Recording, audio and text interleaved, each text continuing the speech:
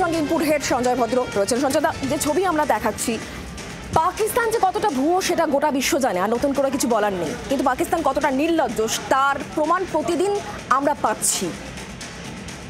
একেবারে দেখো, আমরা জানি যে পাকিস্তান বারবার তাদের সরকারি তরফ থেকে ডিজি, আইএসপিআর এবং পরবর্তীকালে তাদের মিডিয়া তারা বারবার একটি ক্লেম করছিলেন যে গতকাল রাত থেকে তারা যে স্ট্রাইক করেছেন তাতে ভারতবর্ষের বেশ কিছু মানে এয়ার ফেসিলিটি তারা স্ট্রাইক করেছেন, স্ট্র্যাটেজিক এয়ার ফেসিলিটি তারা স্ট্রাইক করেছেন। এমনকি আমাদের যে এয়ার ডিফেন্স সিস্টেম রয়েছে S-400 এর একটা ইনস্টলেশন, সেটাকে স্ট্রাইক করেছে।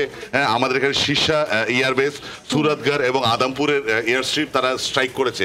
কিন্তু আমাদের কাছে যে ছবি রয়েছে সেটা হলো যে আজকে 9:30-10টার সময় এই যে এয়ার স্ট্রিপগুলো, এগুলোর যে স্বাভাবিক যে কাজকর্ম চলছে তা অক্ষত রয়েছে, তার ছবি রয়েছে। ফলে স্পষ্টত বোঝা যাচ্ছে DGISPR এর যে ক্লেম সেটা একেবারেই ভুয়ো।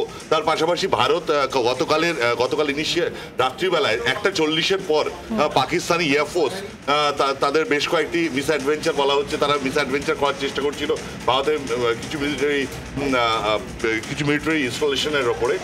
সেটা কিন্তু আমাদের এয়ার ডিফেন্স সিস্টেম সেটাকে কিন্তু আটকেছে। আটকানোর পরে ভারত তার পাল্টা দেয়, এবং পাল্টা দেওয়ার পরে আমরা জানি যে রাওয়ালপিন্ডি, মুরিদ এবং চাকলানা এই তিনটি এয়ারবেস, যে তিনটি এয়ারবেসের মধ্যে একটি অত্যন্ত গুরুত্বপূর্ণ, বিশেষত রাওয়ালপিন্ডি সেটা লজিস্টিক্যাল হাব হিসেবে ব্যবহার করে পাকিস্তান এয়ারফোর্স, সেটা কিন্তু ব্লাস্ট করিয়েছে।